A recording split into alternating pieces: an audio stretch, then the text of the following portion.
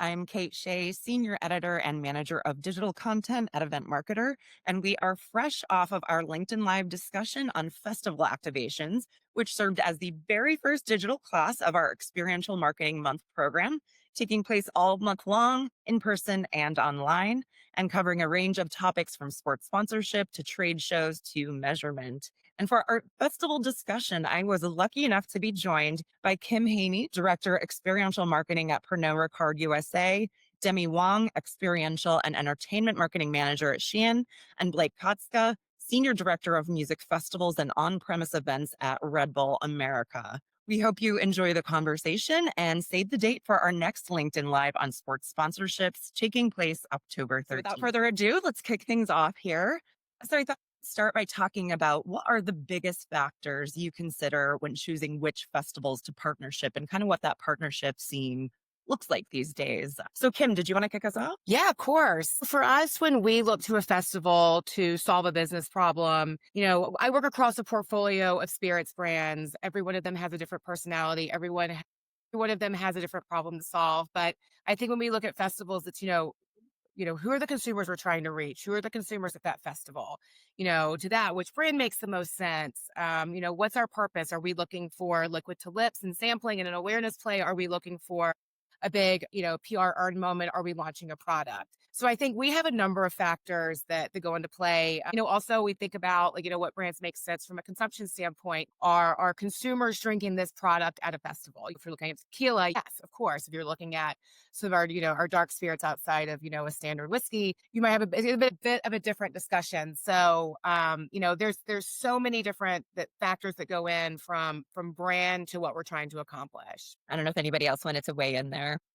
Yeah, I can similar to Kim here at Red Bull. And then on the promoter side, we really look at history. So do we have a history with the promoter, but also their performance, right? We've seen some festivals year over year, grow, but we've seen some legacy partners decline. So for us, we're really looking at the constantly mapping what the US territory and universe looks like, and then determining, what has the promoter performance been? And if we start to see trends in markets, like maybe in New York, less festivals, more third-party events in warehouses, we make strategic shifts to focus on where the consumer's going. So on the promoter side, that's what we look for. I think Kim and Blake both covered it all. For us, it's always about making sure that the target audience of the festival is aligned with our brand. What are the kids wearing to these festivals? Are they shopping from Shein? And if, our problem to solve is talent acquisition, then we might go somewhere that we've never been before, or we think that these people are wearing Shein, or they could be wearing Shein, they haven't been. So it's always analyzing this group of people and how they're aligned with our brand. Excellent. And, it's such a saturated landscape out there, right? I mean, there's such competition in this space. So, how are you working on standing out while operating on, these tighter budgets that pretty much everyone seems to have at this moment? I don't know if anybody wants to kick us off. I can go first. I think it's the constant expectations rise, budgets shrink. And I also think I've felt lately that the expectations of consumers on the brands to bring these experiences, and the festival expects us to bring these experiences. And, I think what I've tried to have my team do is, how do we sort of think about, I always say give the people what they want, right? Like as a festival goer, how are you consumer first? How do we just really drill down? We love the beautiful AV. We love the beautiful builds. So the only people that notice that are us. I might notice if I go in, Demi's activation, I'm like, oh, it's, but no one's noticing this, right? So I think it's really getting back to the core of what's going to enhance that consumer's festival, not alleviate a problem, but what's going to make them have a really good time and remember their experience with Absolute at Coachella, and maybe can walk away, consider consuming it, down the road. So I think it's do you cut back on the frills? Are we just getting back to the basics a little bit, but also kind of meeting those expectations of the consumer and honestly, the partner? Yeah. And on Red Bull side, I think, what I tell our team is we don't need to go big everywhere. we're a functional beverage. It plays really well into the music festival landscape. A lot of times, if especially with an electronic scene, just having the product available and looking really great at all touch points and points of decision at the bar is good enough. Then when we look at where do we go bigger, it's definitely, I think, because the promoters they're requiring so much more from a cost perspective. We're being very selective. So we want to go and work with promoters who also want to get creative and want to give a little bit more to us to bring an experience to life. And then when we do bring something to life, we want to look at what is something that what's a problem to solve for the festival. Is there a gap in music program? Is there a gap in thematics and experiential? And then we will dig in there and we'll create bespoke concepts for those festivals. I think for Shein, it's always, like Kim said, what can we do to plus up the festival goers experience? How do we bring VIP to GA? What is it what's something that people are looking for, or they may not be thinking about it, but they appreciate when they see it. It makes their festival experience just that much better. So I think when festivals, they give us the freedom and the room to play with what we offer to the audience. That's something that is always huge for us.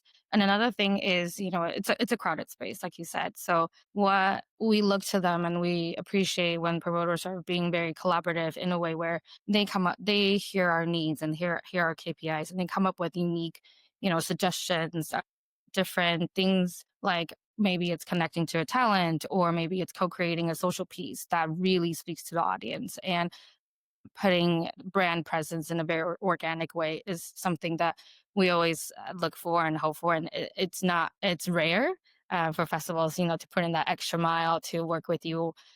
But that's something that, yeah, what we look for and we appreciate. And it does feel like that is a bit of, it's one of those things that a regional festival might offer a little bit more than a national. So I don't know if you want to weigh in and just kind of, what are the benefits of each, and kind of doing each of these kind of national versus not local, but Yeah, totally. And I think you hit the nail right there. Regional, they have a tighter team. There's not, 10 ladders up to get a decision approved. And so they're usually more flexible in working with you guys. And there's less, I guess, partners and brands coming in. So, they have more time and energy to work with you. And that's what I appreciate about, us going into regional festivals like Breakaway, for example. We were able to bring in unique extra sets that we work with them and bring it to like the Shein footprint. And that's not something that, we typically get to do with like a larger national festival. And that's why we like to do a mix of both. I think with, the exposure and the fame of big festivals coupled with regional festivals where you get to really connect with the audience in like unique ways, and get to experience new things that, you usually might get a no from a national festival. You might be able to do it at a regional festival. And so I think our approach of like mixing them both in our portfolio has always done well for us. And you get a lot of learnings from a regional festival because of these experiments and these things that you can try out. Yeah. And I don't know, Kim or Blake, do either of you kind of have ideas of, what are the benefits of each, or do you do more of the big national ones? We have a mix. I would say pre-COVID, it was really all about the national festivals. And what we've seen since then is costs are through the roof, not just for the festival promoters, which means higher ticket price, higher food and beverage and drink prices, higher barrier to entry for consumers in general. Travel, camping festivals, those are very far few in between. And so we've seen a big consumer shift, especially as, younger generations are moving to cities, more single day, smaller shows. So we really map every opportunity, and we will still balance the big ones, but we've started to see more of an investment and a look at these promoters with multi-show events in a city over like a 6-month period, whether it's summertime, 10 5,000 person events instead of one 50,000 person events. So our investment strategy are following where the consumers are going. Yeah, I think from our side, it's so much has changed since the pandemic, and I think about like national festivals, and we talk a lot over here about it's like sort of our portfolio of festivals, and like there's only a handful that everybody knows, right? There's like sort of those I can like think of like maybe 4 or 5 that I would really consider national, and I think what happens is a lot of times your marketing budget gets tied up in those. We have a a long partnership with a couple of them, and oh, there goes your budget.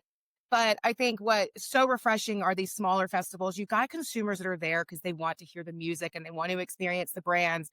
They're not jaded. They're not there because they're influencers. They're not there, they're there because there's a festival that's within 2 hours of their home and they can go to it. And I think we get such a better captivated audience. They're willing to try new products. They're willing to try Screwball peanut butter whiskey. I mean, it's like the scale we get with these smaller festivals. And I think, the willingness of the promoters to be a little bit more flexible, so we're going 25 by 20. We're outside of our 20 by 20 and it's not a full crisis. So I think I find it really refreshing. I think there's such value in the big ones. I know we'll probably talk about measurement, but you'll never get your one-to-one ROI back. You might get close with the smaller festivals.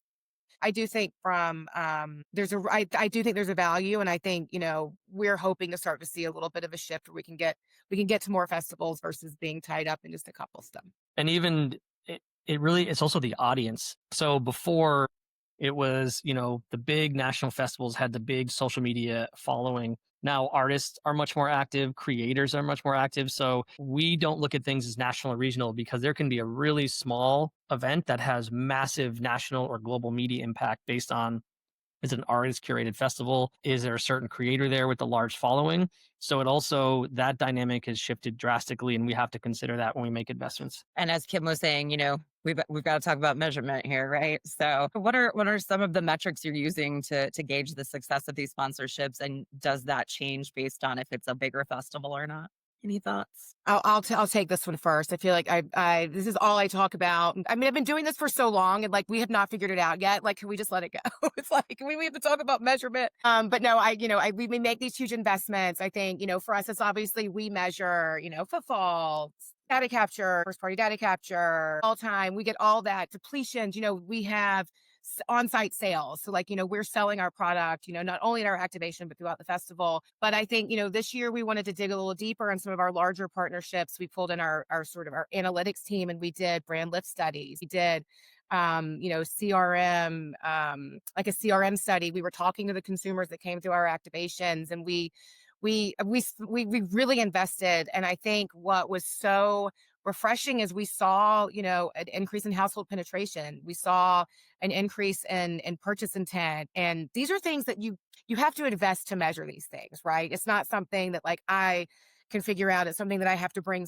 our analytics team in. But for us, it's, if anyone was not aware, the spirits industry is not doing great. So I think every dollar is being questioned. But I think the good news is what we're seeing is if we're doing it the right way and we have the right sort of trifecta of talent, experience, media surrounding, it seems like we're making a difference. So we're trying to figure out how do we better streamline and make that kind of measurement a bit more uniform across our festivals to see, in our sports partnerships, everything to figure out are we really long-term driving the business? Because again, like the one-to-one is, you're never going to make back your financial ROI. So I'm at peace with that, at least.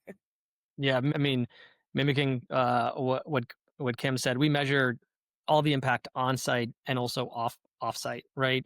For our major partnerships, we can look at grocery data, we can measure reach. But I think for us at Red Bull, we are a brand that started in the on-premise. It's a place we will always invest in, and we're just committed to it as a brand. So yes, we measure our KPIs, but we are not at the end of the day saying, okay, we never got our return on investment, therefore we won't invest. It's a super emotional space for young consumers to be in. We have to be there.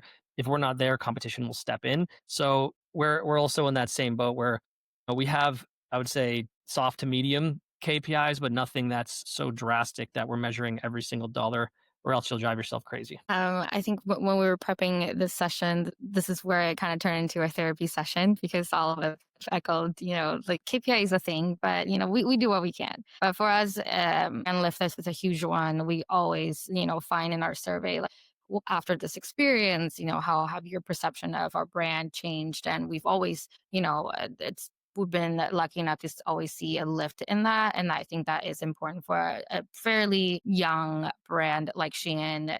We've kind of grown exponentially the last few years, but we're constantly still hoping to solidify that place of like we are the go-to place for festival wear. So for us, brand lift, NPS score, and the last one is that whenever we go to a national festival, when, for example, the desert ones, they're, they're not just the talk of the town, they're the talk of the nation, essentially. And so for us, social impressions are a huge one. I think not a lot of brands that do kind of look at that the way we do is that we want to use this opportunity. We've invested all this money in this partnership and activation. How can we amplify that through social?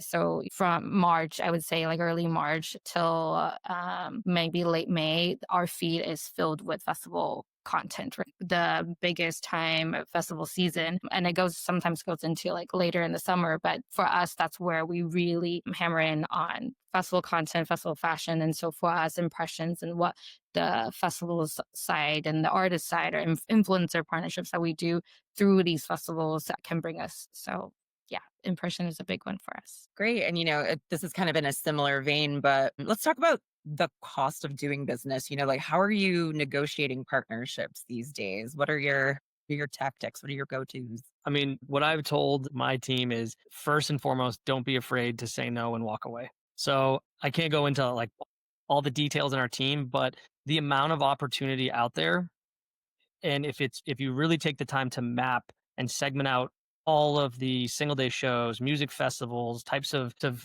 even there's blending of food and music now. There's so much opportunity. It's okay to say no. Obviously, you can't lose the big ones, but I think we used to go in of a position of being scared not to be there. And the one like the nice to have ones, right? And now we're going in a position of if we don't want to be there, there's another opportunity because the landscape's evolving more and more. So yes, we're bringing in our cross-functional teams.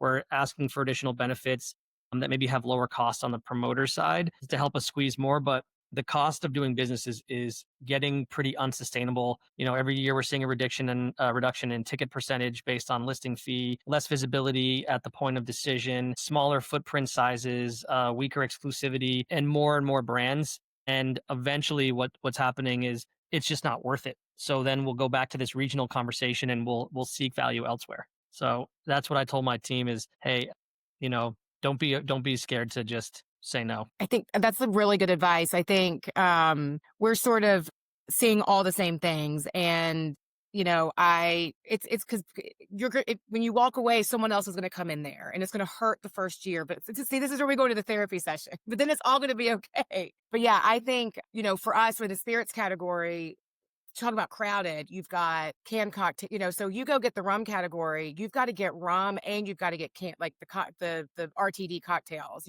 Then you've got the malt beverages, like the menus are getting so full, and when you're selling every category and you're selling to some extent the RTD and the spirit, it's like the menus, it's so crowded. And I think that's getting tough for us. And to your point, it's like at some point, at what point does everybody kind of walk away and start fresh? And there's always something else out there. And, there's probably value in scaling some of these larger partnerships, but it's hard when you've been doing something for so long to even think about walking away from it. But I think that's really good advice. Yeah.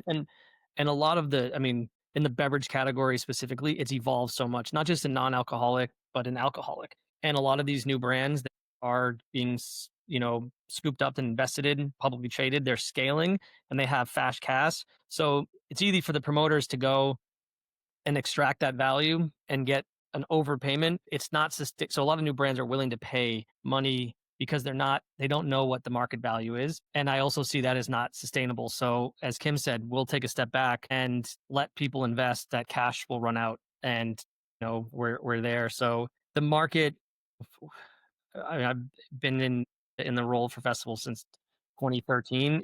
There's always ups and downs. I think we're heading to a point where it's becoming almost unsustainable based on costs, and we're heading more toward a reset. Yeah, and I think sorry, I'm not to belabor this one, but I think in the beverage category, and I think Red Bull's there as well. Like we are collectively just driving this price up. At some point, someone has got to stop and just go, like, how do we all come together and say, like, enough is enough. But I think we're, all just driving it up, trying to hold these partnerships. So Yeah. And so, thinking about from a partnership, agency partnership perspective, what are you looking for to help you build all of these, these activations, these strategies? How can agencies be better partners? What does that space look like to you right now?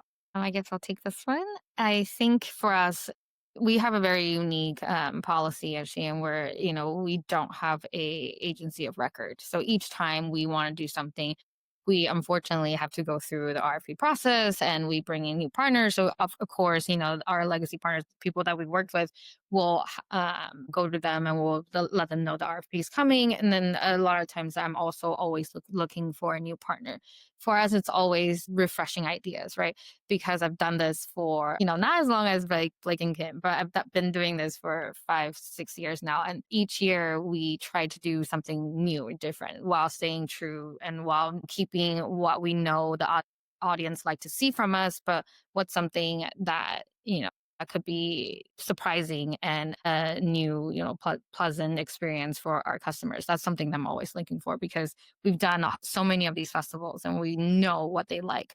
We nail in the head, we give that to them. But at some point, I think it could start to get old since we're not really selling. We're truly just providing an experience. So what is something that's never been done before? And like going back to the regional versus national conversation, a lot of times that's where we try out new ideas. Regional festivals are way open and more flexible. So if we find success there, we'll bring it to national. So I'm looking to the agencies to provide their expertise, let us know like what are some of the ideas that we have not seen before. Other brands have not done it. So when they present those ideas, a lot of times we look at them with Shein's lens, right?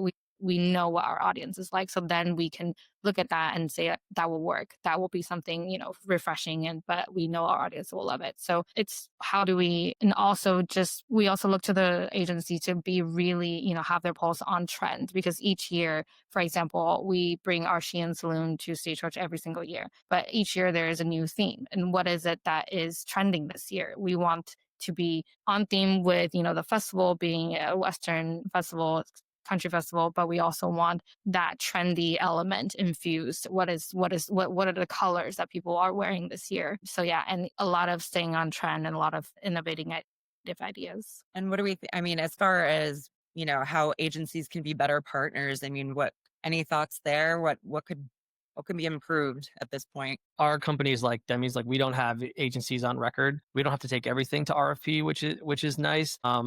And we really look for someone with local knowledge or deep festival relationships that can help us get concept across the line. So what I appreciate about agencies is when they're upfront and honest about their capabilities. And I'm not getting regurgitated ideas that didn't get pitched or sold through from the previous brand. So what we've done is to prevent that is we're really specific on who we work with and why.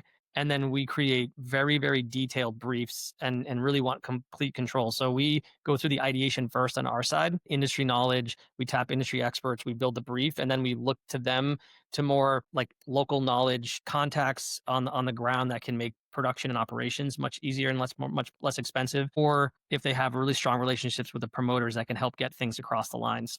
That's how they can be more advantageous to us. yeah, I mean, I agree. I think, being the solution, not the problem. I think, having those good relationships, I think there's, a two-way trust that, we are doing everything we can for the highest value with, for the best price and that we're not using our favorite vendor. We're using the vendor that makes the most sense. And I think we do work with, we have to some extent an agency of record. And I think we have such a high volume of different kinds of events and festivals being sort of our big spring anchor. Just, they know our brands, they know the expectations of our brands. And I think we have an implicit trust with them. And it's like, we're just, they are an extension of me. They represent me within the organization here and my team. So, I think just continuing to have that really open relationship and, if something's not working, don't just do something because I tell you to do. It's like if I have an idea, don't just like polish up my idea, like push back on me. So, we've gotten to such a good place there. But I think they, making sure they've got the finger on the pulse of culture, especially around these festivals, it's absolutely critical or you will look incredibly out of place, and everyone will know. And we have talked about it a bit, but tell me kind of about your influencer and maybe even musician partnerships and how you're structuring that. I know, Demi, this is something you've done a bit, right? Yeah. So for influencers, because we have an in-house influencer marketing team, we look to them to bring it to, create their influencer strategy for each festival. They look for the influencers that truly, already love the festival, love the brand. And so that is what we look. Number one is authenticity. The influencers that we bring, we already know, like in their day-to-day content, they're an EDM lover or they're a country girl. So we very fortunately have a huge influencer marketing team that can help us do that. And that kind of just boils down to, like, once we secure these influencers, we chat with the festivals, see, if they think it's a good fit for their brand as well. So we kind of holistically look at those. And whereas influencers, they play very much into the amplifying what we're doing on the grounds on the social landscapes. A lot of times, we invite them out, we kind of throw them a big party, we give them the best experiences, and all is to show that lifestyle and that fun experience and create very engaging content for us. So yeah, that's our approach. Kim or Blake, any thoughts, or you want to move along? We have an internal team like Demi, and we really leave it to them to make the decision. So on our side, we will decide what festivals or third party events will be present at, and we'll work with regional teams, and then we layer in really the more of our social media and our creator team. So I really tap the experts, and same use as Demi said, is like we need someone that's a fan. We're very specific about our creator marketing team. Is like they have to be obviously a fan of the brand, a fan of the product, and it has to fit authentically into the events, whether they're Red Bull events or festivals we bring them to.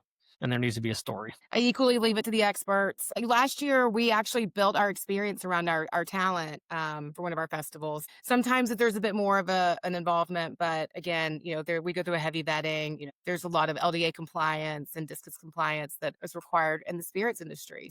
Again, leave it to them. Just give them a nice place to come to capture content. Fair enough. And so, similarly, I know, Blake, you've talked about this a bit. You see these either artist or genre specific festivals that are a little bit smaller, a little more niche, whether US or abroad. So, I mean, is that something that you're interested in? What does that look like to you? I mean, are there benefits there? In terms of partnering, Yes. yeah, I think going back to the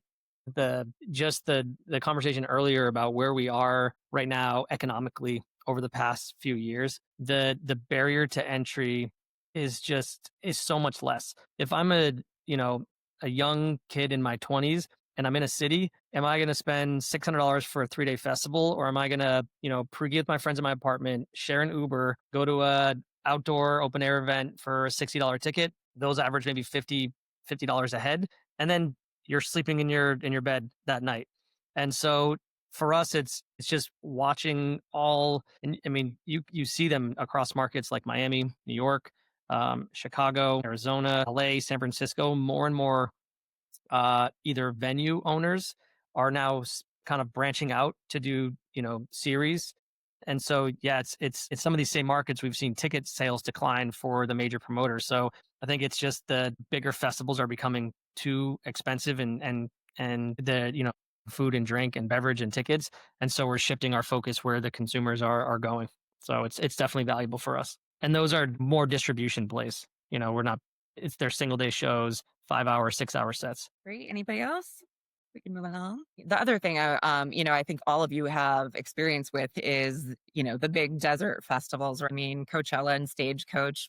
I think Stagecoach in particular, it feels like has almost become as important. I don't know if that, do you agree with that? And what does the scene look like? How do the festivals differ for you? I think for me, for Shein, we can really see how Stagecoach has really take the center stage the past couple of years with, Beyonce, and with country music having such a big moment in the last, I would say, 2 to 3 years. Stagecoach, thankfully, we got into Stagecoach early and we kind of grew with them. And so Shein has now become a staple at Stagecoach. People actually seek us out, like in our survey. A lot of people say, like, this is our first activation that we visit. We come here every year because they know they can come here and belt out with cowboy karaoke, etc. So, and then it's really great to see how Country Music Festival or Stagecoach has really grown, kind of taking that country only genre to like mainstream, and I think Stagecoach also does a really great job to make sure that even though they're a country festival, their artists and their genre kind of expand a little bit to different areas as well and attracting different audiences. I wouldn't say, the all 100% of the Stagecoach goers are only specifically country fans. And that's, I think, what's very interesting with this festival. For Coachella, I'll leave it to the experts. We typically don't do them. But yeah. Yeah, so we've been a partner with we had a coach. We've been a part of Coachella and Stagecoach for, I'm going to say, I have to count it every year, but I want to say we're going on our 12th year, not including we don't count the pandemic years, but it's so interesting. Like we've always activated Coachella and we've evolved the way we've activated. But it's funny, Stagecoach was always like, and then we've got Stagecoach. I'm a country music fan, so I never understood why we were poo-pooing Stagecoach. But over over the past 6 years, it's like we've started to pick up this momentum. And then you sort of see, people are at Stagecoach to see the music and see the acts, and they come out early. They're not at pool parties all day. They're not hanging out at the guys who can't be on site at their parties off site. I'm not going to name any names, and you know who I'm talking about. But it's really it's a really incredible. I think the growth of Stagecoach is incredible, and I think Coachella has been hot and cold, but it'll always be hot. Like they had their one down year, they're back. Don't worry, we never thought they wouldn't come back, but it's been really fun watching that festival grow. And I remember I saw a meme after Stagecoach this year saying that they sold more alcohol one weekend of Stagecoach than they did the 2 weekends of Coachella, which was not true. But if you take one weekend of Coachella, you exceed spirit sales. So, and I think that's more of a product of like, they're there, they're not waiting till 5 o'clock to come on site. They're coming on site at 1 o'clock and they're there for the whole day. So it's been really fun, and it's been fun building activations around it and kind of riding that wave and, thinking we're kind of like the OGs at Stagecoach. Yeah, it's up for us. We haven't been a partner of Stagecoach. Would love to be. I think it's a fantastic festival. I mean, globally, we've seen, just trend wise globally, hip hop starting to decline, electronic, country and Americana expand, and the country influences now in Australia and in Europe. I think like the social media aspect of in cosplaying cowboys, becoming incredibly popular. And, I go to Stagecoach and walk around. It's an amazing space. We're just at Coachella though, but we've seen this surge. In Montana, we've seen country festivals. Always have seen a ton in the South. So it's always been there. But since the music in general, has been surging in popularity, ticket sales will follow that. So we always see trends. I think we're heading into a really great couple years for rock and country and electronic. And then who knows what will happen next. The great thing nowadays is I don't think consumers are defined by one genre of music. Like growing up, you either listen to like hip hop or electronic, and now it's just very broad across the board. So it's really interesting to see, the crowds at Stagecoach, because it'll be the same people that might be at EDC or Rolling Loud. And that's what's really unique from a brand perspective. So if you're not at one, you can reach them somewhere else because you see a lot more crossover. And, speaking of trends, any other kind of broad stroke trends like that you can think of as far as genres shifting or audiences shifting or what they're looking for? I'm sure these are things that we've sort of touched on, but any other kind of thoughts there? It's funny. I'm using Stagecoach as an example because I feel like you can kind of, and I say like as a brand, be yourself a bit more. You don't, it's like you're dressed down, and Coachella, you're dressed up. But I think just like the classic, like people really crave like the nostalgia. When we did an activation at Stagecoach for Kostka, one of our tequila brands. It's George Strait is our ambassador. You turn on like 90s country is having such a moment, and you put on 90s country, and everyone, it's like moths to a flame. Everyone just like is boogieing, and it's you sort of look at some of the lineups, like even like the Stagecoach lineup this year. It's a lot. It's like Hootie and the Blowfish and like Goo Goo Dolls, and I think people kind of like, I see nostalgia as such a trend in these music festivals. Like you're there to see X, but boy, you sure want to hear Y. So that's been something I've kind of caught on over the past couple of years. But the trends we're seeing, and it's not a Red Bull trend we're seeing. It's just reading more insights. and it's not a place where we're investing yet, but we're keeping an eye on it, is just consumers want to put their phones down and go back out into nature. I think that, yes, creators and influencers, and that's very important for a brand. You also have the negative side where people are saying, why are brands spending this much money to bring 6 influencers on a trip, and why do I care? We can't forget about like our consumer base. And so a lot of these consumers are leaving the cities, going back out and seeking for more, nature, small boutique. So we're starting to see smaller and smaller shows, even 500 to 2,000 people in a tier 2 or tier 3 city pop up. And so, we're just keeping an eye on what that looks like, and maybe, festivals even like, form, and just what this could look like in the next few years. So nothing at scale right now, but it's pretty evident that people have a yearning to not always be at these massive, massive, massive festivals. Anybody else? All good? Great. And so, kind of to close out here, if you had your druthers, if things were going perfectly your way next year, what is one thing that you would change from this year? What is one thing that you hope for in your festival space and your festival activations in the year to come? Surprise question, I know. I'd love for festival bill back prices to go down. What would be so magical is if I didn't have to pay $30,000 to put an air conditioning unit in my Coachella activation. No, I mean, I would love to see sort of honestly, like I level out of some of these. I would love to be able to like kind of do what we do. I can't do the same thing I did last year for the same amount that I did this past year. It's really becoming a challenge to just show up, and I have to justify it year over year to my leadership.